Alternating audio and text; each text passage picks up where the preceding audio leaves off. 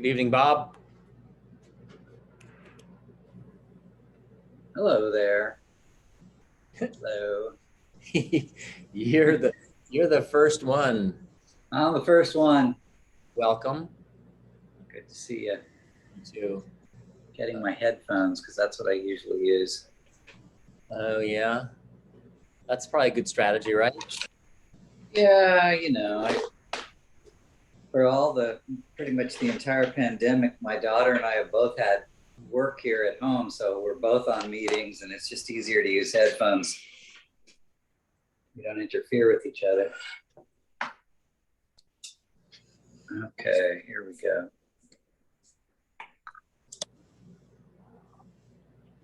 Perfect. So let's see.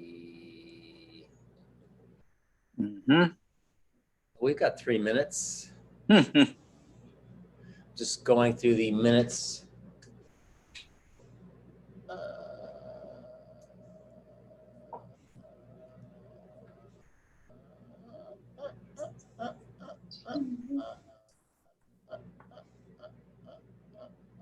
Good afternoon, Commissioner Castile and Bob. Commissioner Paul, that's you, right? Yep. All right. Let's see. I'll get rid of that. Hi, Stan. This is Peggy. Just want to let you know I'm here. It says administrator's iPhone, but that's me. I was wondering who that was. Yeah, you're welcome. Good to see you. Glad you could join. I'm sorry, who is that, please? Peggy Keller, our grant applicant for this evening. Great. I thought I heard something different, but it wasn't it. So I connected the voice to Rachel, but it wasn't Rachel's voice. So, oh well. Let's see. Commissioner Nemeth, welcome. Thank you, Commissioner Castile. Let's see, what am I looking for? Oh yeah. So Commissioner David is out sick tonight. So she will not be joining us, unfortunately. All right, so that's that. Oh gosh.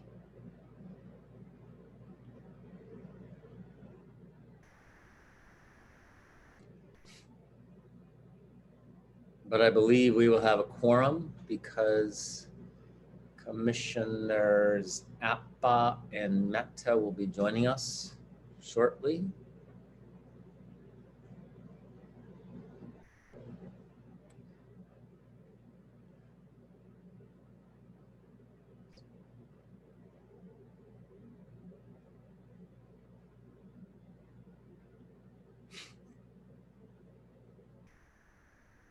Commissioner Mehta, welcome. Welcome back. I see that holiday tan is still with you. I should hope so. I returned yesterday. How are you? Good. Hi, everybody. Hey, Deepa, how are you? I'm fine. How are you doing, Monica? I'm doing good.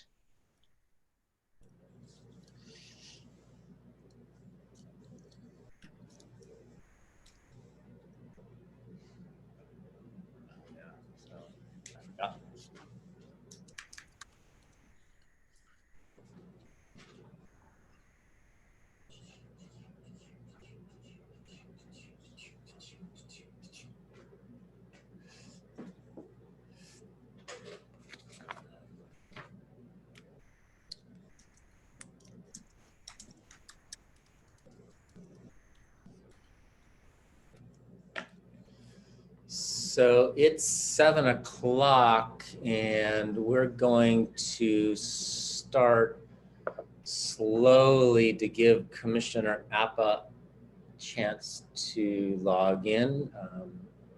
If my eyes are accurate. We have a quorum. Not without her.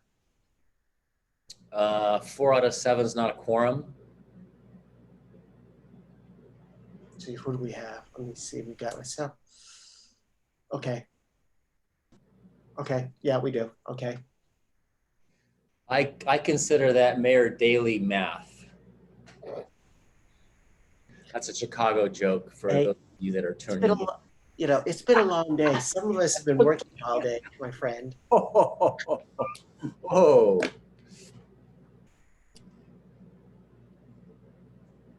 Yeah.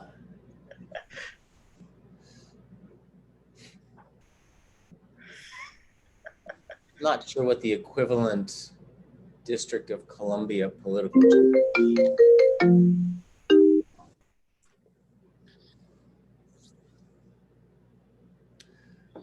So since we have a quorum, why don't we get this meeting started, and Commissioner Appa will join us as she can. So the first item is the consent agenda, which includes the minutes and the agenda. Is there anything we need to add to the agenda? I have a question, which is, weren't we supposed to have that the permit for the curb cut on? So I can address that. Monica, that was Commissioner Nemeth. That was taken off the agenda because the applicant asked to address it in September when he has more technical information and his experts present. So it was moved to the September agenda. But Okay. Thank you. You are correct that it was taken off the agenda. Okay, thanks, because I was like, wait a second, something seemed odd. Okay. And then thankfully for technology's sake, Commissioner Wall reminds me that we've got to do roll call. So, perfect timing. So let's do roll call. I'll start from the farthest away. I see Commissioner Appa. Present. Commissioner Mehta. Present. Commissioner Nemeth. Present. Commissioner Wall. Present. And Commissioner Castile, present. All right, back to the agenda. So I think as Commissioner Mehta was pointing out, the curb cut's been removed, and then we're also adding this support letter to fully fund Vision Zero initiatives in the FY22 budget. Is there anything else that we're going to add to this agenda tonight? All right, hearing nothing, could I have a motion to approve the agenda, which includes the agenda and the minutes from the June 15th meeting? Motion to approve. Second. Okay, there's been a motion and a second. All those in favor of approving the agenda minutes, say aye. Aye. Any opposed? All right, we're ready to rock and roll. So let's go to the regular agenda. First, we have something called Feed the Pantry DC grant application. So this is a request for a grant from ANC3F for $1,996.00. And so I'm gonna let Commissioner Wall introduce this item and take it away, Commissioner Wall. Thanks. Thanks, Commissioner Castile. As you summarized, Feed the Family DC Pantry has submitted an application to the ANC for $1,996 to support their operations. Very specifically, the funding will go toward acquiring additional coolers and storage containers to protect the food, as they're distributing it, as well as large craft paper bags to package it, a step ladder to help reach some of the shelving, as well as funding to support flyers and banners. This $1,996, it's a small portion of the funds that Feed the Family DC secures through its donations, including its GoFundMe campaign, individual donations, food donations, as well as cleaning supply donations, and a number of stores who have contributed PPE and other materials. So it's not their entire funding, but it goes to help them fulfill their mission in the community. So I'd like to turn it over to Peggy Keller, who's joined us this evening, as well as Judith Ingram, who I think is also with us, to talk more about the organization and kind of how they see this grant, helping to continue to help them fulfill their mission. So Peggy, the floor is yours. Hi. Well, good evening, and thank you for the opportunity to come forward and discuss the Feed the Family DC Pantry and submit a grant application for some operating funds. My name is Peggy Keller, and I'm a volunteer there. And the background that I have is overseeing environmental public health programs in DC. I was formerly a commissioner in the Food and Nutrition Commission, and oversaw the food safety and security inspections of over 5,500 food establishments in the district. And I'm joined by Judy Ingram, who's the founder of the Feed the Family DC Pantry.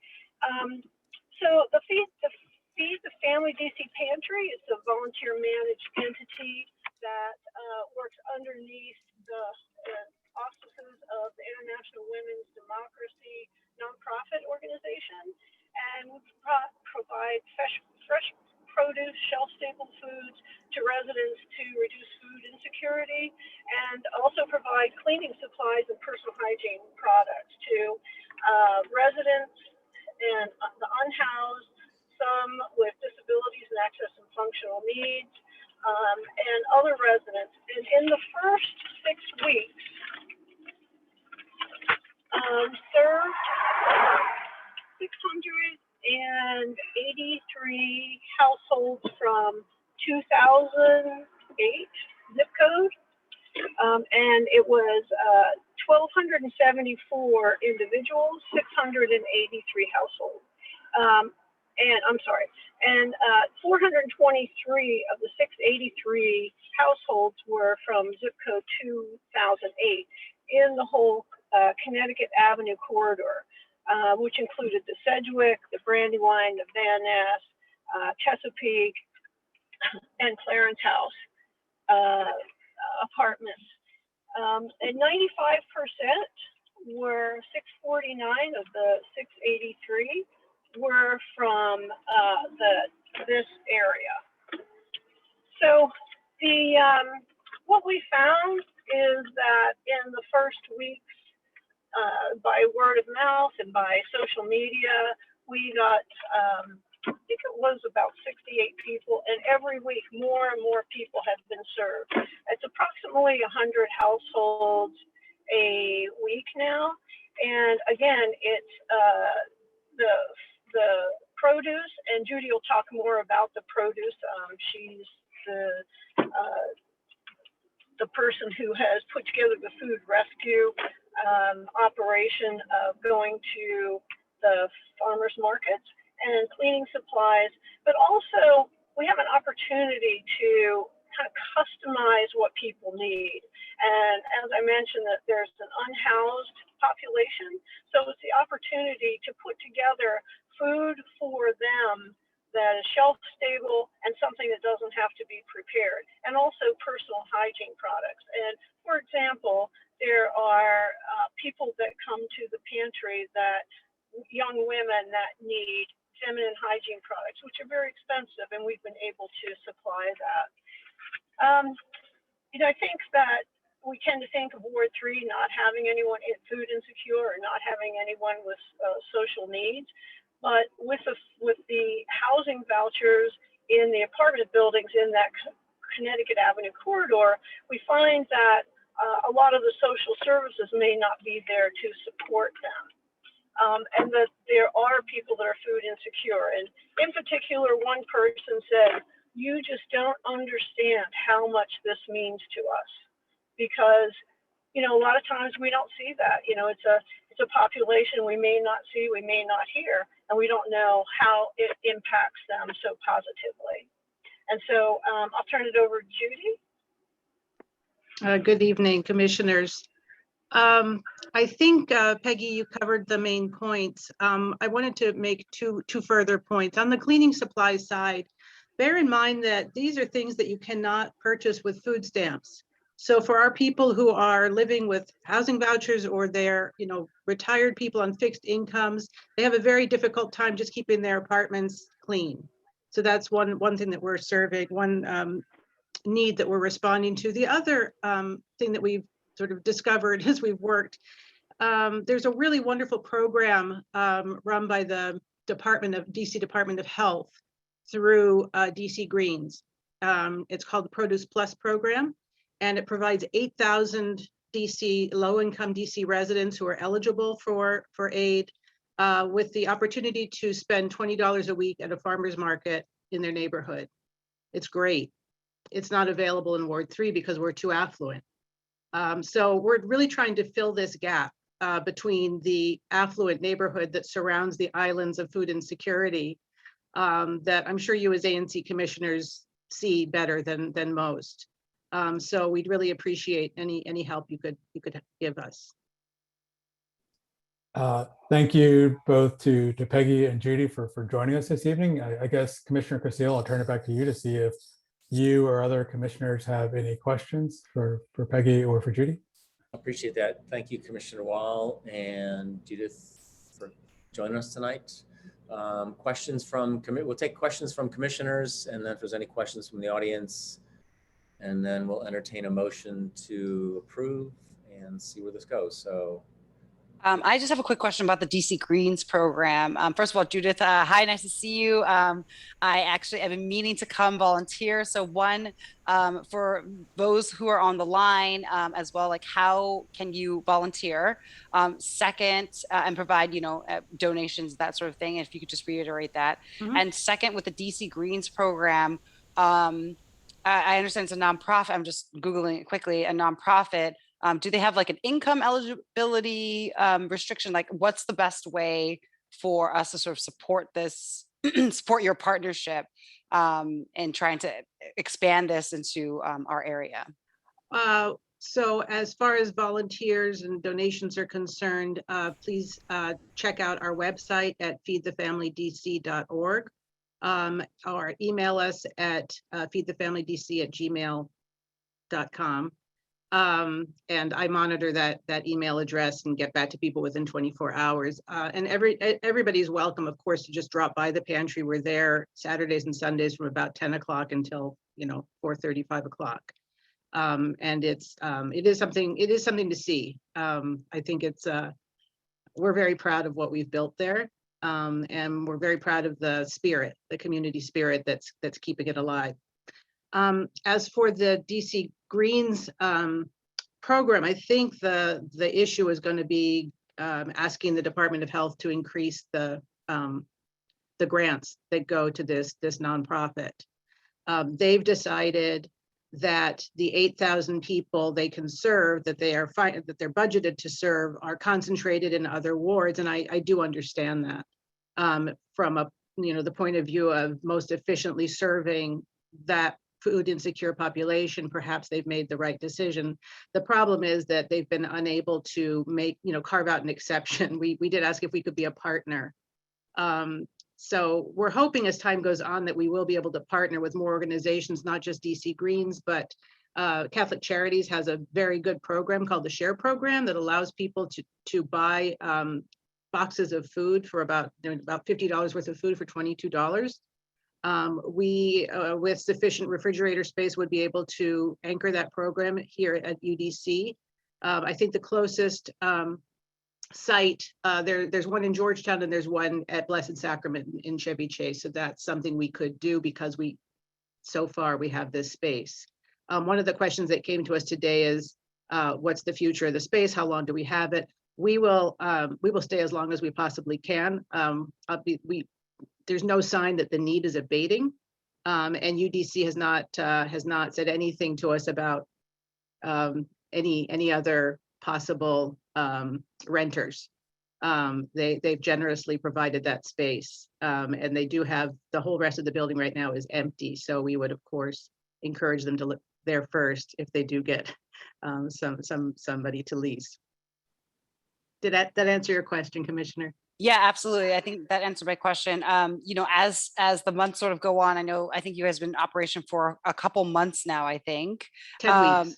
10 weeks. Oh man. Okay. So 10 weeks. Maybe if you get to the quarter mark, I'd love to meet with you guys to see like what kind of data you guys have to see if we can advocate and, write a letter, put a resolution together to see if, the health department would be willing to consider expanding that. That's something you guys are in my ward. So I'd love to partner with Yeah. you on that Yeah. and seeing what else can be done.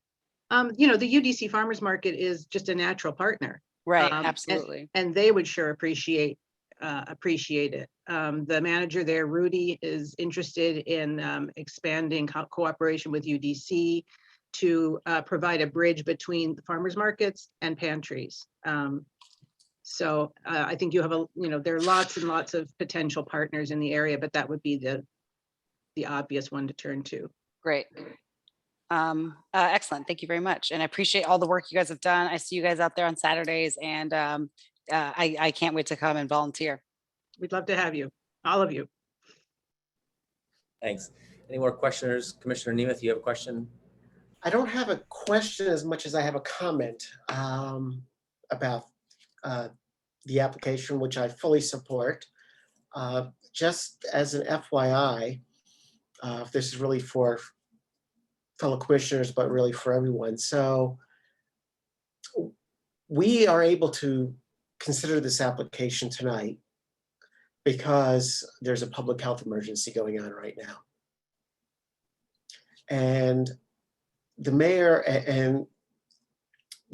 has decided to not extend the public health emergency beyond July 25th. So the DC public health emergency technically will expire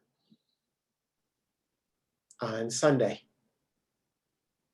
And as a result, ANCs are limited in the kinds of grants they are able to approve. And so fortunately, we got this application just in time. So this is more as an FYI for everyone involved that going forward, unless DC Council enacts emergency legislation or puts an amendment to the current budget bill or something, which is like, in the way, pull some sort of trick the way they did last week when they were able to extend virtual meetings for ANCs into next February. We are not going to be able to approve grants such as this going forward after this week. And so, Monica, is your recommendation that for Judith and their organization to, you ask for a very specific small amount of money, like to ask for more grant funding? Well, it's not even as much that recommendation. It's, if they want to ask for more, I would be willing to consider that, though, that's up to them. But just I want everyone to be aware that we can't go back after tonight to do more for you. I get the sense, reading the room, I think we're going to approve this. I think everyone here supports the mission of your organization. So I don't think there's going to be any doubt that we're going to approve this grant application. But I think what Commissioner Apple was saying going forward in terms of advocating and passing resolutions in order to be able to get you the funding and get you the support you need is what we're going to have to be able to do in the future, because we're not going to be able to give you direct funds after this. Mm-hmm. So it sounds like your timing's impeccable, and I think we will. If there's any more, are there any more questions first? Commissioner Castillo, I just have go ahead, Commissioner Mehta. Oh, I'm sorry. One thing to consider Commissioner Nemeth, I was not aware actually that this kind of direct grant in this context was not going to be available after the public health emergency ends. So one potential way to think about this particular one, since it sounds to me like it's coming in right under the gun, so to speak, is to think about approving this in an incremental way, so long as that pantry is open, if there is a need over the next 6 months of the next 8 months, because we have the opportunity to do that. In other words, the amount that's being asked for today, I think Commissioner Nemeth, you pointed out, it's not a massive amount, right? It's not a massive amount of money. If there is the energy and the desire to disperse more and get that approved in the next few days, frankly, then perhaps there should be a way to approve that now so that there are funds forthcoming in the future that have been pre-approved over some periods of time and contingent upon the food pantry still being open and serving a certain number of people, et cetera, with certain conditions met, some additional funds forthcoming over the next, I don't know what, it's just a thought, a sort of pre-approval. I'm not the attorney here, so I can't say whether we could even entertain that. So let's, how about Commissioner Wall, you had your hands up? Yeah, so I do want to thank Commissioner Nemeth for raising that issue. I was also not aware of that particular stipulation in connection to the public health emergency. I want to counter that by saying that we are extremely supportive of what this organization is doing for our community. And I think that, to the extent we can't provide direct donations in the same fashion, we will, work doubly hard to figure out ways to replace that somehow, some way, whether it's giving you a platform here in our meetings, to announce, any needs so you can reach a broader audience, or working more closely with Van Ness Main Street and other organizations to help facilitate, again, you reaching additional donations and support. So I think, we should probably approve it as been submitted today, but try to figure out how we can partner and work with you as much as possible to make sure that you do have the resources you need going forward to continue to do this great service. Commissioner Wall, I absolutely am in support of that. And I think Commissioner Mehta, I think that your idea is a good one. So like maybe we should consider that in terms of if we need to change our bylaws or, I look more deeply into this issue in terms of grant funding. I as well was not aware of that. And so, you definitely have my support as it is in my SMD, and I'll do whatever I can to continue to support this effort because I think it's really critical. And the Delta variant is here. And so while we are not currently in a public health emergency, that may change. And especially as we move into, end of summer, fall, those things might change and things might get shut down again, that sort of thing, as we've seen sort of globally in other parts of the country. So you have definitely my support, and we'll do what we can to make sure that this great program continues to move forward. Thank you. Right, and I would pile on to say, yes, this is something that we've supported for a while now, and I'd like to think we can kind of talk about a workaround. We can talk amongst ourselves. We can, Commissioner Nemeth, we can talk to the OANC just to, get kind of clarity in terms of what we can do and what we can't do. Any questions from the audience on this before we call for a motion? David, let me ask you a question. Do we want to call for a motion on this as it's currently drafted? Or do we want to have a quick redraft for another amount that is dispersed over the next 6 months? In other words, do you want to quickly sort of reshape the ask here and then have a forward-looking disbursement plan over 6 months, say? Or the year? I mean, I'm just thinking creatively in terms of a workaround, given the Sunday, and I don't think it's terribly different from from giving one lump sum now versus spreading it out over the future and having it contingent upon the organization still continuing to serve the community. Sure. I mean, I'm open to possibilities. I guess I shouldn't say defer, but I see the applicant, Judith, has her hand raised. So Judith, you have the floor. Thank you. I did want to ask a clarifying question to Commissioner Nemeth, which is our understanding was that the funding that would be connected with the public health emergency was a carve out for purchasing food, which usually is not permitted under ANC regulations. And that was the thing that had changed as a result of, I suppose, federal money. We've talked to various ANCs. We haven't been able to find this very elusive money for food. But if that were a possibility, we could very quickly give you an ask for that, because we still have not paid for all of our 50 shares of CSA produce. We're about $4,000 short there. The text that I have, and I actually have the text in front of me, it's a screenshot where it says the commission may approve grants for the purpose of providing humanitarian relief, including food or supplies during the public health emergency, or otherwise assist in response to the public health emergency anywhere in the district, even if those services are duplicative of services also performed by the district government. So it's food or supplies. And the key here with ANC grants is a grant may not be awarded unless the grant is pursuant to a vote of the commission. Let me find the rest of the text. The services provided by the grantee organization must not be duplicative of any that are already performed by the district government, except notwithstanding any provision of district law during which public health emergency has been declared by the mayor.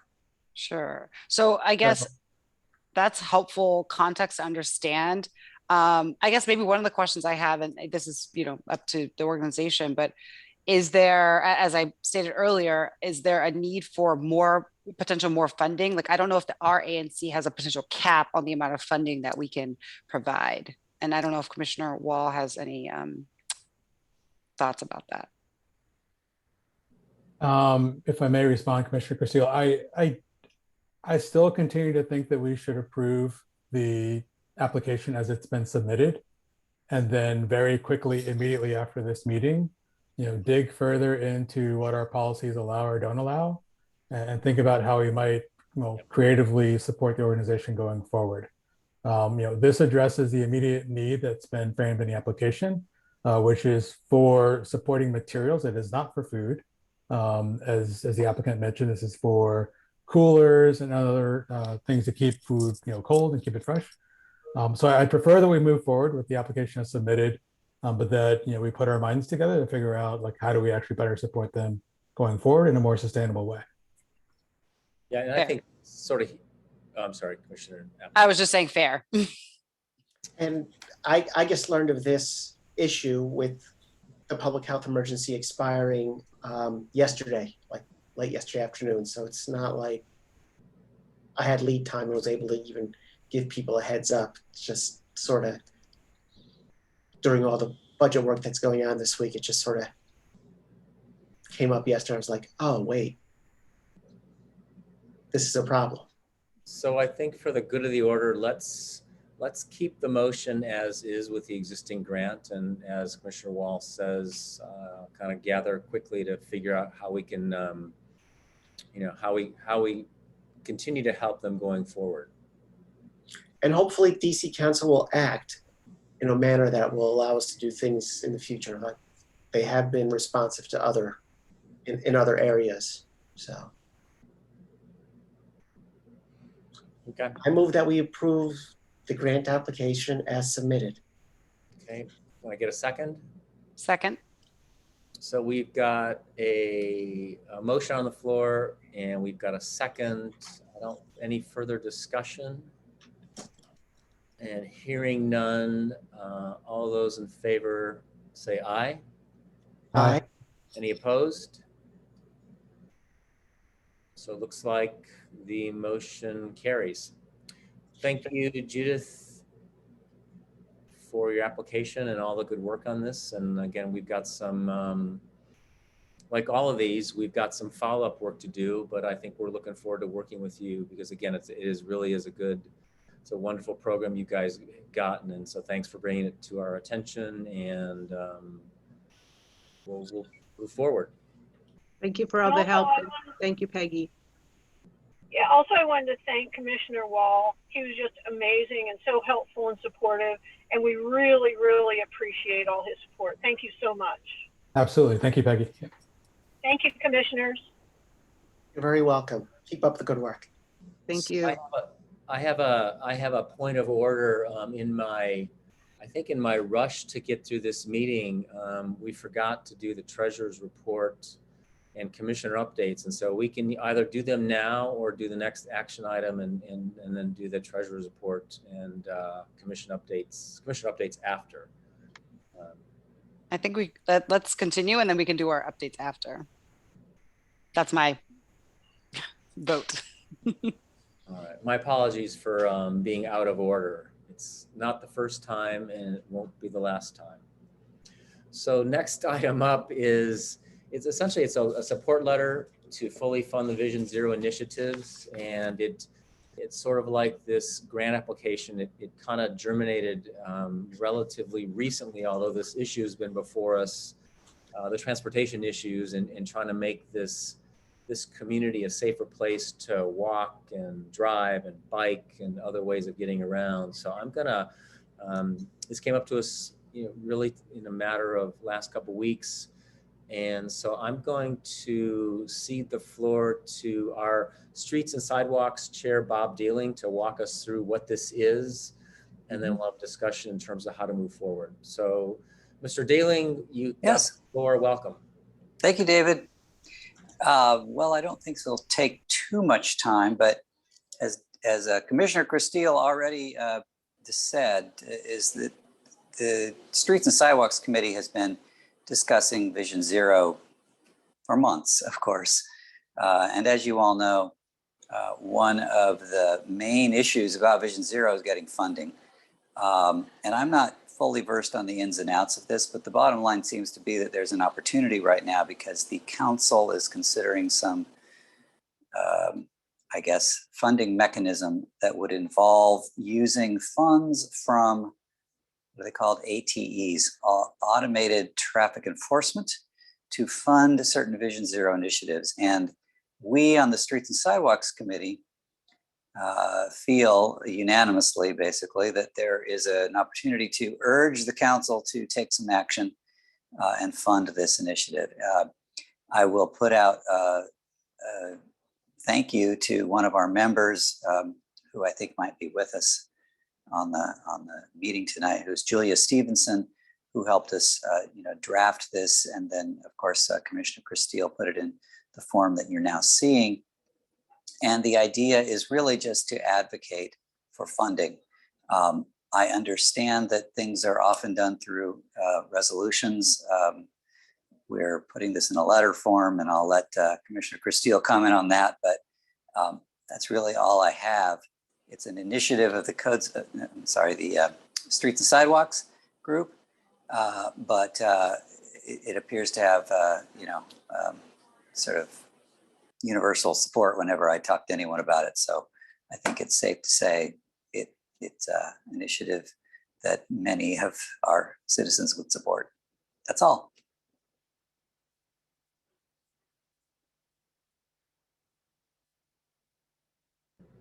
Thank you, Mr. Dealing, for that. So I think I've shown the text of the letter. I think the commissioners have seen it.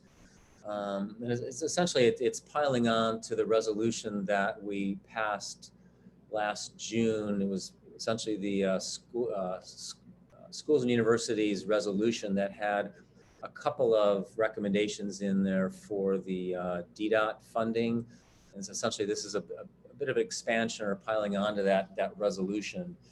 And so I think from a process perspective, we've tried to, I'm kind of explaining this both to us as well as our audience, is really wanting to have resolutions in the public realm for a period of review. This came in at a time when if we did that, if we followed that protocol, we'd have this as a draft resolution right now, but we wouldn't act on it until September. And so that's going to be well after the city council, the DC council votes on this. So we thought a letter would be a quicker route to at least getting our voice before the DC council. So I'm gonna be quiet, and the discussion now is with the commissioners on both the substance of what this is and the procedure that we're recommending to take.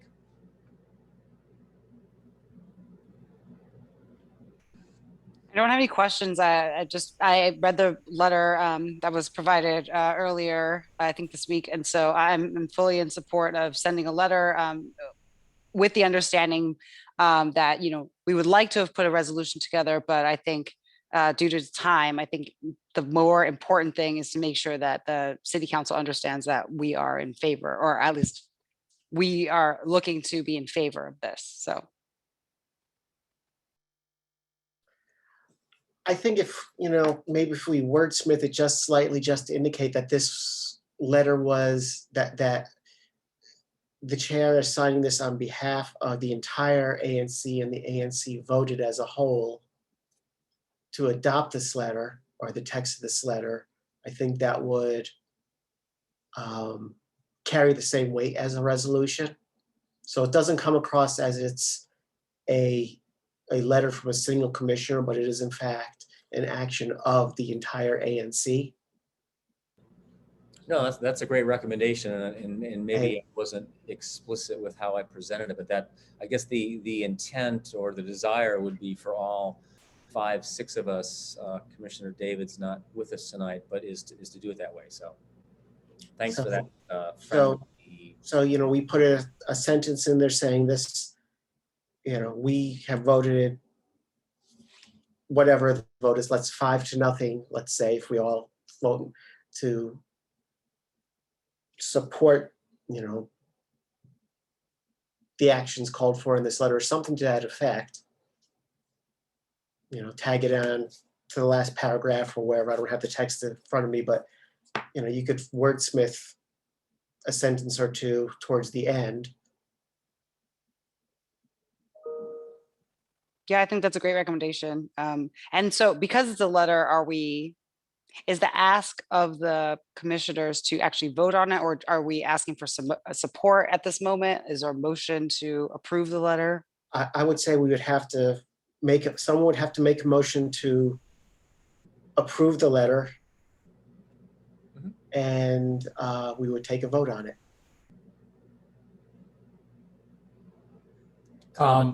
I wanted to just reinforce the intent of the letter with regard to Vision Zero. I think that during the course of the pandemic, when DC had implemented, safe streets, that was a noble attempt, but there was a lack of enforcement, and we really didn't see any change in behavior with regard to safety in terms of walking around the neighborhood. And I think it'd be really great for the city to actually put in place real investment into making our neighborhoods safer.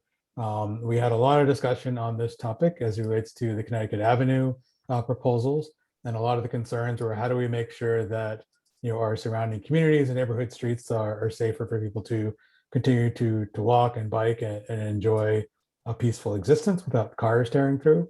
So with all that in mind and kind of how it helps to support our other goals, I absolutely support this, and I think we should indeed move to authorize Commissioner Castile to sign for the ANC. So I think it's a great letter and we should support it.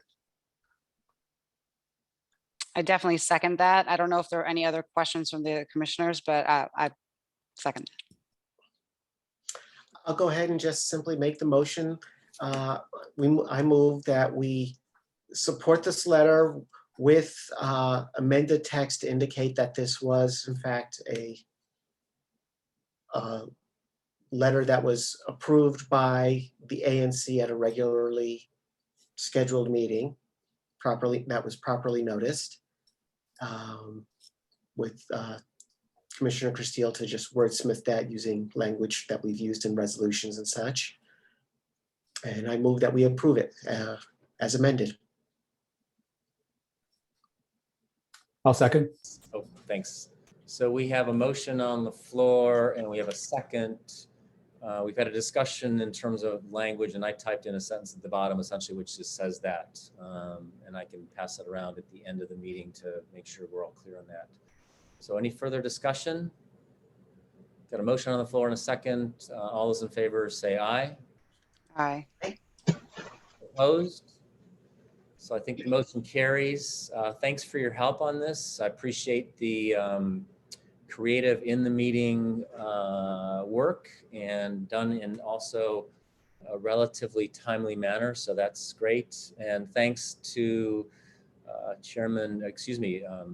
Streets and Sidewalks Chair Bob Dealing for getting this to us. And again, I think this is really like the issue before us before on food insecurity. Clearly, transportation safety in this community is a significant issue, and something that, again, I think all of us, and as well as many of our constituents, have been working on for a long time now. So let's hope that through this budget process and through the Connecticut Avenue study and other streetscape and other programs that are going on, as in the months and years to come, there will be real actions that the district will take that'll make it safer for us to get around. So thanks.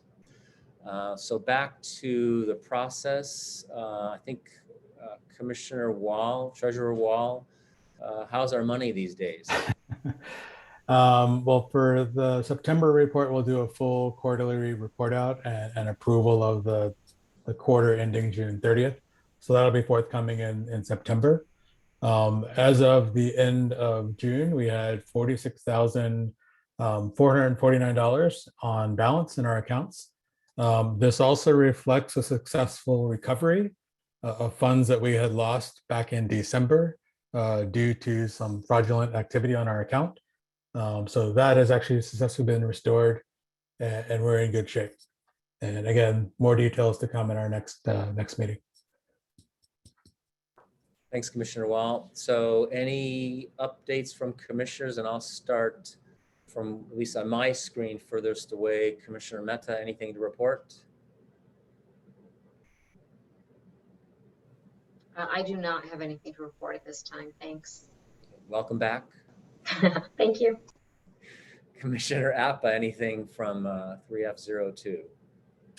No major things to report at this time. Thank you. Okay, thank you. Commissioner Nemeth, in 06, what's going on? Nothing, trying to think if there's anything, there's nothing specific to 06. James Tanderick has been appointed the new commissioner for 07. He is on vacation this week, so he's not been sworn in yet, but he will be joining us in September, so we will have a full complement again. Yay. Beyond that, I do not have any other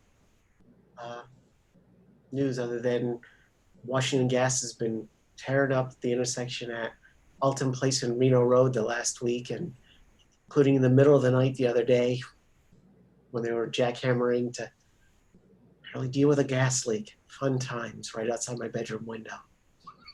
All right, thank you, Commissioner Nemeth. Commissioner Wall, anything from your neck of the woods? No additional updates from me. Thank you. And I think, yeah, as Commissioner Nemeth mentioned, Mr. Tanderick, who is our current Schools and University Chair, has been upgraded, so he will be the new commissioner for 07. So I guess a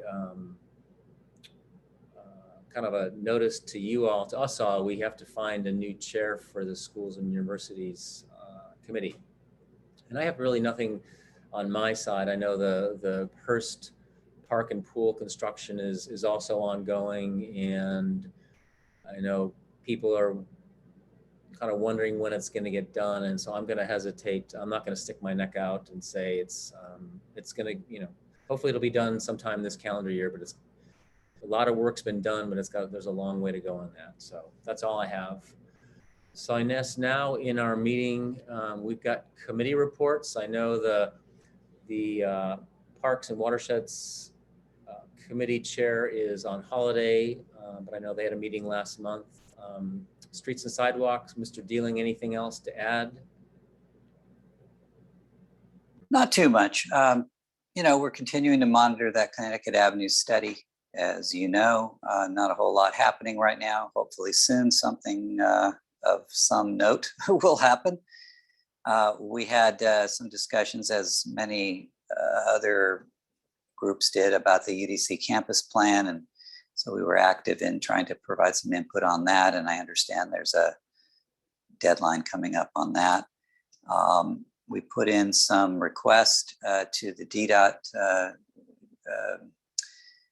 person who is in charge, I guess, of sidewalks, missing sidewalks, we call them.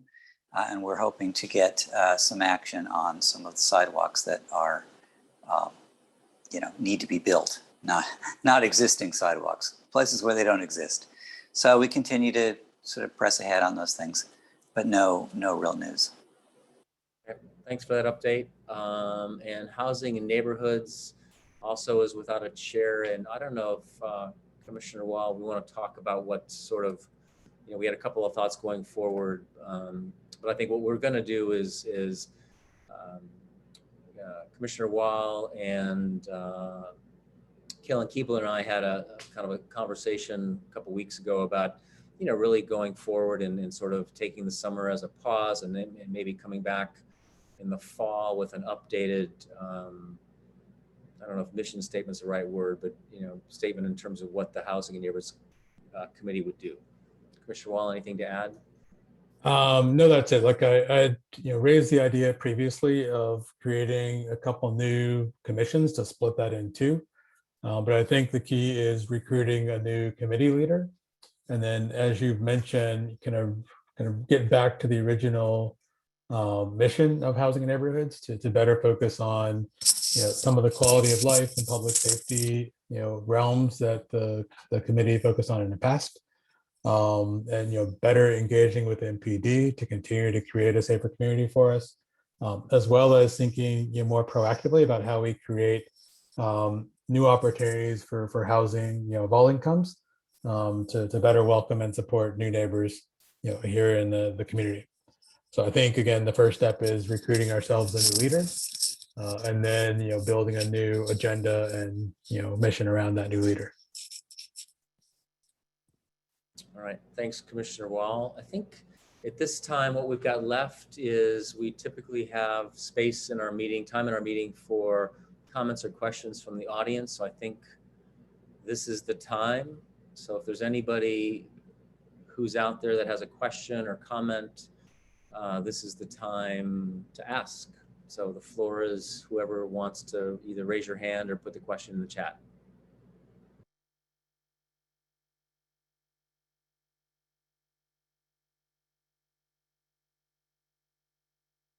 You're muted, Commissioner Castillo. I see a hand raised for. I'm muted, and Mr. Wagoner has his hand up. So Mr. Wagoner, now that you can hear me, if you can unmute yourself, the floor is yours.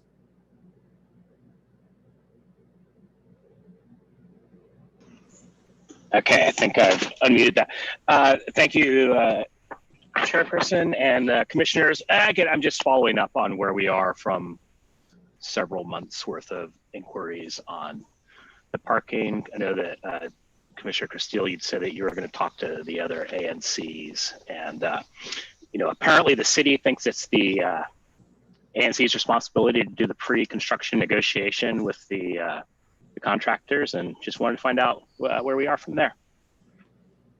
So I think I'll take the sort of, I don't know if it's good news, bad news, but just two parts of the news. The first part on the, what the ANC can negotiate or not on the parking. I mean, I'm kind of going back through our records on what may have been negotiated for the Hearst Park and Pool, and I couldn't find anything in our archives about it. So, the second part of this was reaching out to the commissioners in ANC3C, and I haven't heard back from them in terms of what they negotiated, either A, for the Hearst Park and Pool, or B, with the roadside development on the, there's a roadside development, that's where the Wegmans is going, the old Fannie Mae site, and then there's the 4000 Wisconsin, and I haven't heard back from them.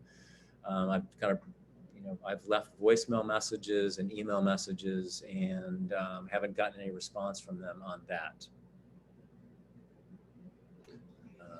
Okay, so it just, to me, this is starting to feel like it's just the standard city status quo of we'll just wait it out until the construction is done.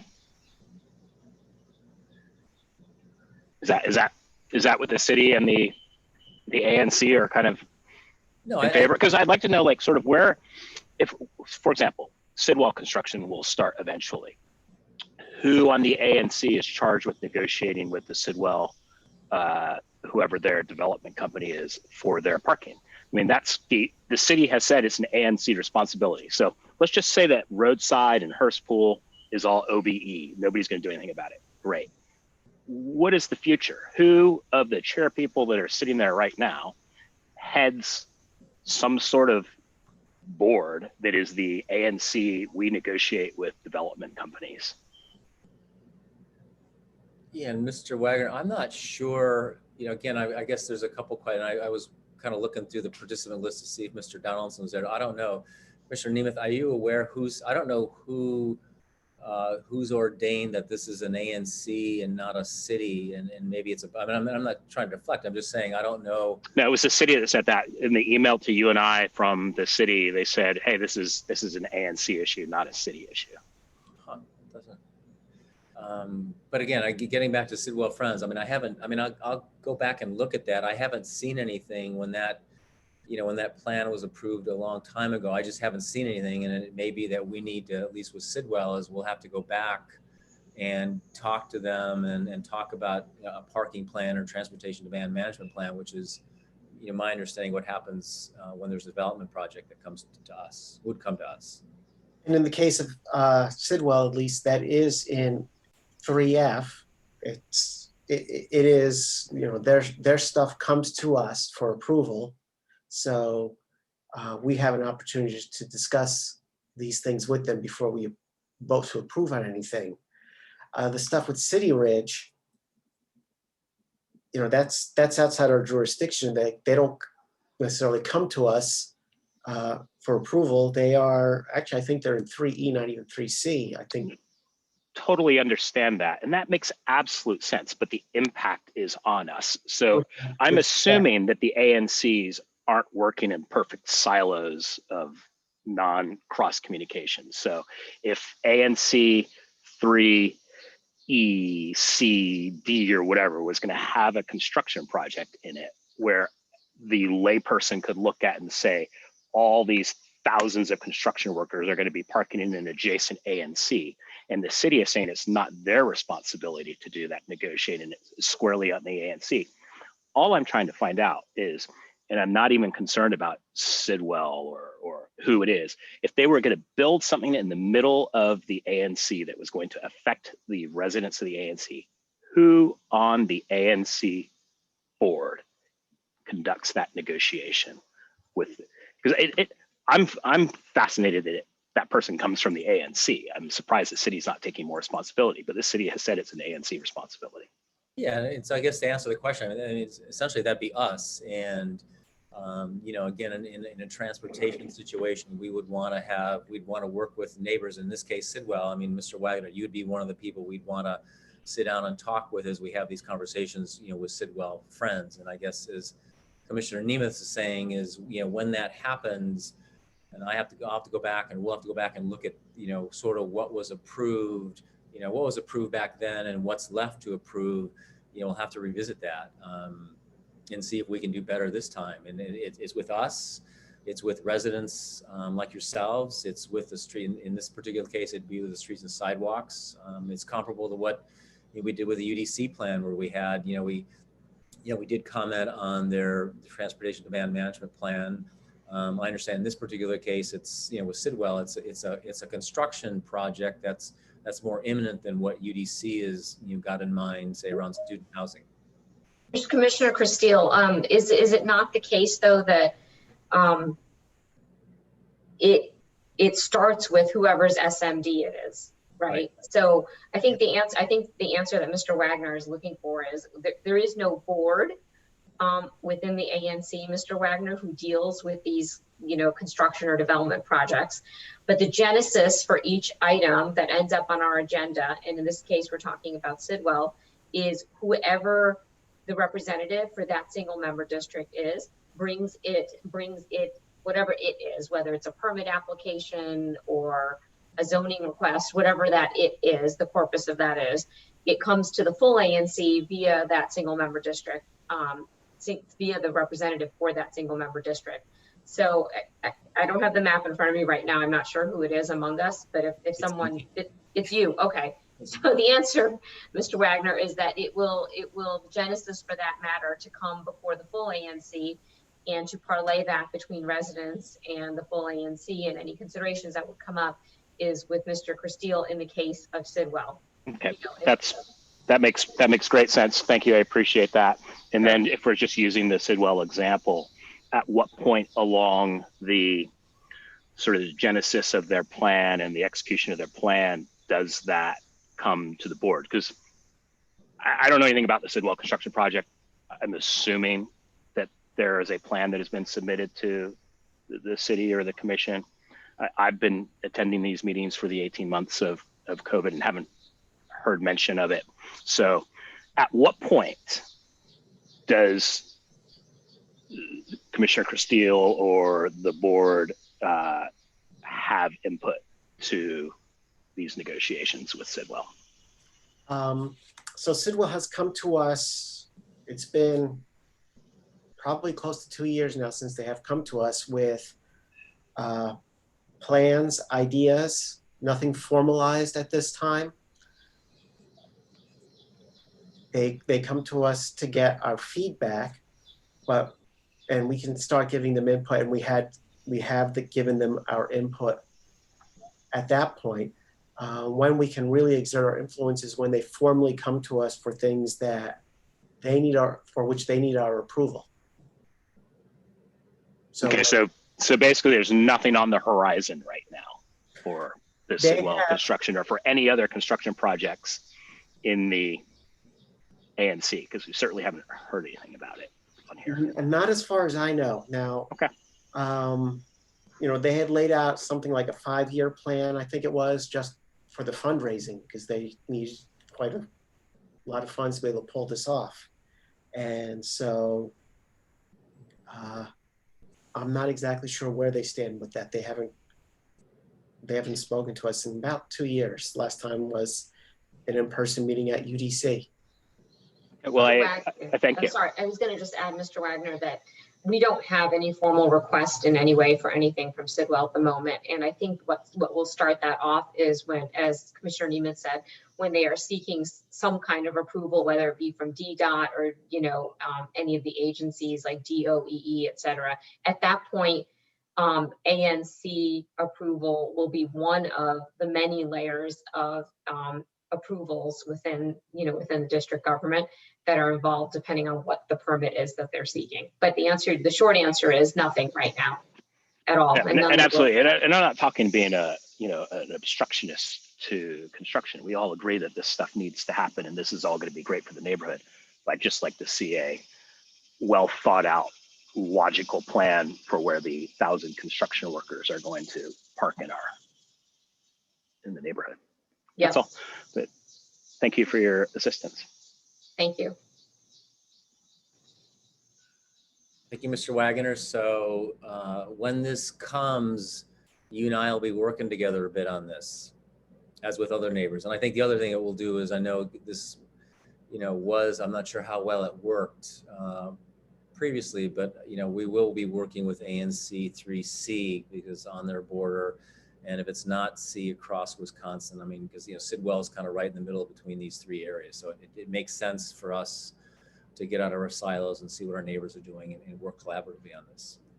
Any other questions from anybody else in the audience who's still with us?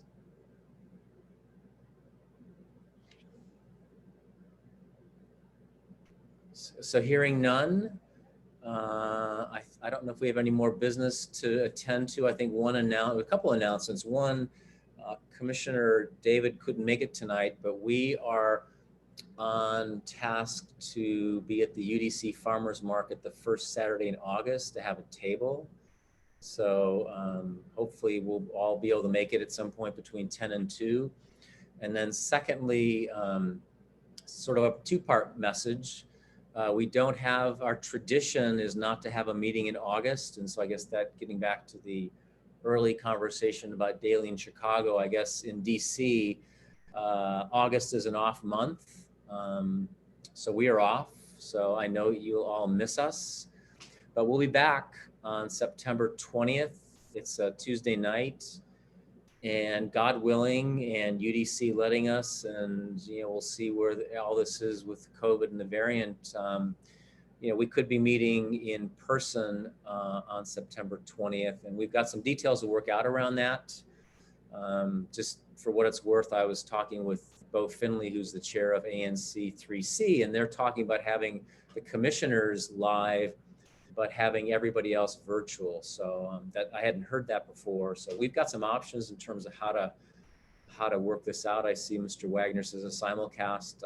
We're open to suggestions, I think, and whatever technology we can muster up, we will figure out something. But we will be back on Tuesday, September 20th.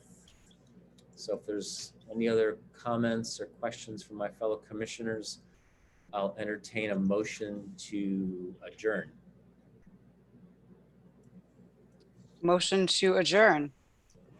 So moved. I get a second. All right, a second. There's been a motion and a second to adjourn until September 20th, 2021. All those in favor? Aye. Hi. Thank you for joining us. Have a safe, peaceful rest of the summer. Take care, guys. Thanks, Bye. everybody. Everyone, have a great night. Bye-bye.